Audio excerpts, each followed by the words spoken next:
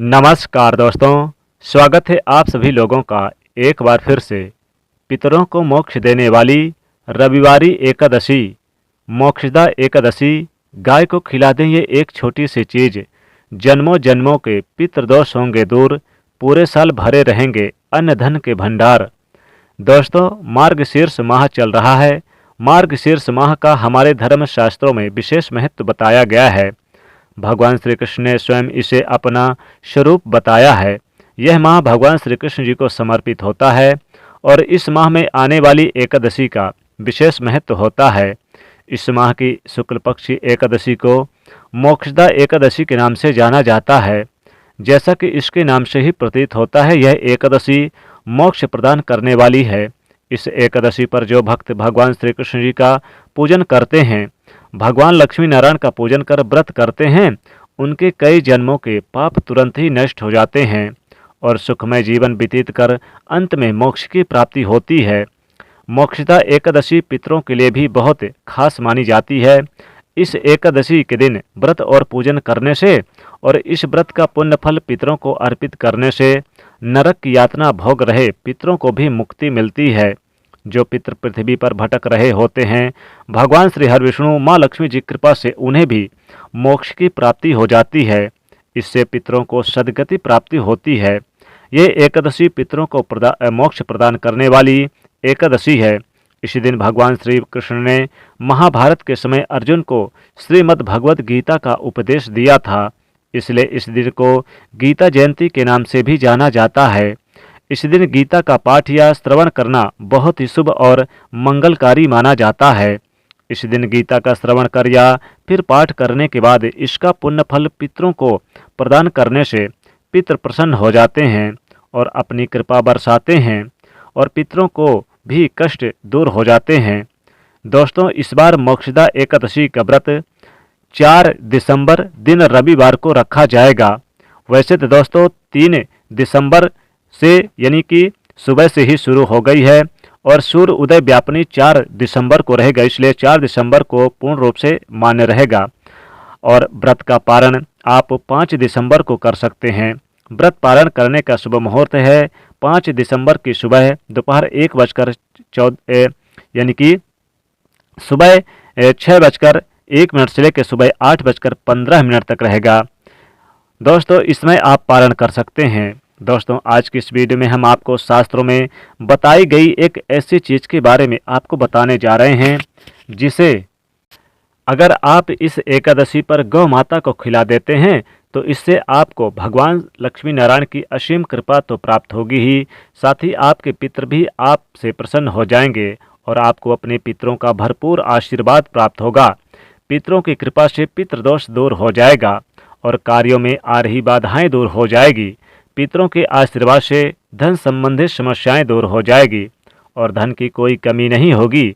जिन पर उनके पितरों की कृपा होती है उन्हें भगवान लक्ष्मी नारायण की भी कृपा प्राप्त होती है और जिन पर भगवान लक्ष्मी नारायण की कृपा होती है उनके घर परिवार में खुशियां बनी रहती है और धन की कोई कमी नहीं होती। इसीलिए पितरों और भगवान लक्ष्मी नारायण की कृपा प्राप्त करने के लिए एकादशी पर गौ माता को यह एक चीज़ अवश्य खिला दें। दोस्तों, इस दिन गौ माता को आप पूजा जरूर करें। गौ माता को आपके घर में बने भोजन जरूर खिलाएं।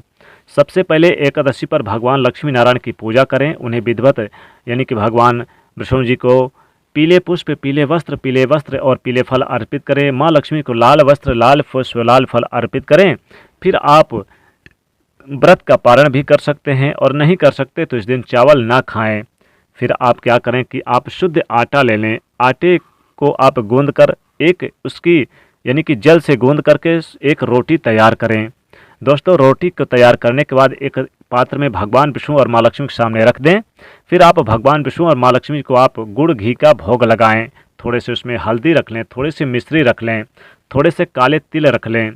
भगवान विष्णु जी को भोग लगाने के बाद, माँ लक्ष्मी जी को भोग लगाने के बाद फिर आप इस तैयार की गई रोटी पर गुड़ घी, थोड़ी सी हल्दी और मिश्री, थोड़े से काले तिल रखकर और ले जाकर गौ माता को खिला दें। गौ माता को खिलाते हुए आप अपनी मनोकामना जरूर बोलें। नौकरी, बिजनेस, व्यापार, किसी भी प्रकार की कोई भी आपकी मनोकामना है वो जरूर बोलें। ऐसा बोलने से सुख समृद्धि की प्राप्ति होगी। घर में कभी भी धन की कमी नहीं होगी। हमेशा धन धान से भरा रहेगा आपका घर और कई जन्मों की गरीबी दूर हो जाएगी। व्यापार में वृद्धि होगी, लाभ के योग बने रहेंगे, लगातार आमदनी बढ़ेगी। कार्य क्षेत्र में लाभ होगा, सफलताएं कदम चूमती चली जाएगी।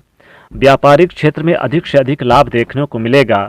जो कार्य आपके अधूरे थे, पेंडिंग थे, उन्हें भी पूरा कर सकते हैं। महत्वपूर्ण सफलता मिलेगी, यानी कि दिन दुगनी रात चौगुनी तरक्की प्राप्त होगी और आप बढ़ते चले जाएंगे। हर मनोकामना पूरी होगी। दोस्तों, एकादशी के दिन, खासकर मोक्षदा एकादशी के दिन, गाय को आप अपने घर की सबसे पहली रोटी जरूर खिलाएं। पहली रोटी खिलाने से आपके घर में सुख समृद्धि रहेगी। वैसे भी आप प्रतिदिन गाय को रोटी खिलाएं, लेकिन जब एकादशी का पर्व आ जाए तो गाय को आप पहले भगवान विष्णु जी और माता लक्ष्मी की पूजा करें। फिर आप गाय को एक रोटी में गुड़ घी डाल के, थोड़े से हल्दी डाल के मिश्री जरूर खिलाएं। दोस्तों, अगर आप ऐसा ना कर सके तो आप अपनी घर की सबसे पहली रोटी पे गुड़ जरूर डाल के जरूर खिलाएं।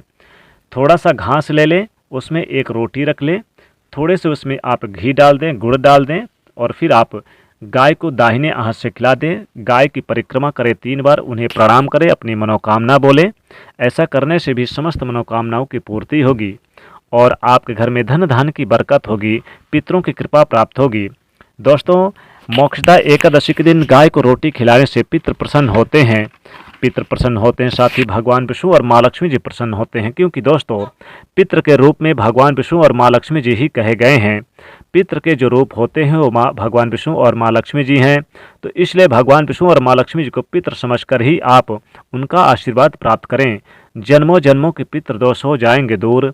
पूरे साल अन्न धन के भंडार भरे रहेंगे, कभी भी धन की कमी नहीं होगी। दोस्तों, इस दिन अगर आप घी, गुड़ और काले तिल के लड्डू बनाकर रोटी में रखकर अगर आप गौ माता को खिलाते हैं तो पितृ तो प्रसन्न होते ही हैं, साथ ही साथ भगवान विष्णु और माँ लक्ष्मी जी प्रसन्न होते हैं। दोस्तों, सदैव पितृ जो हमारे होते हैं वो गौ माता के रूप में ही आते हैं पृथ्वी पर। इसलिए अपने पितरों की कृपा प्राप्त करने के लिए, भगवान विष्णु और माँ लक्ष्मी कृपा प्राप्त करने के लिए आप उन्हें जरूर रोटी खिलाएं और सुख समृद्धि की प्राप्ति करें। जीवन में धन मान सम्मान यश की प्राप्ति करें और कभी भी धन की कमी महसूस नहीं होगी। हर हाल में उन्नति और उपलब्धियां प्राप्त होंगी। तो दोस्तों, इस प्रकार से आप ये उपाय जरूर करें। भगवान विष्णु और माँ लक्ष्मी की कृपा तो बरसेगी, साथ ही पितरों की भी कृपा प्राप्त होगी और हर कार्य जो बिगड़े कार्य हैं, धन धान की कमी दूर होगी, घर में खुशहाली छा जाएगी। तो दोस्तों, कमेंट में ज़रूर लिखिएगा जय माँ लक्ष्मी। साथ ही साथ दोस्तों, वीडियो को लाइक करिएगा और गौ माता के नाम पर इसे ज़्यादा से ज़्यादा शेयर करिएगा और चैनल को भी सब्सक्राइब जरूर कर लीजिएगा। जय माँ लक्ष्मी।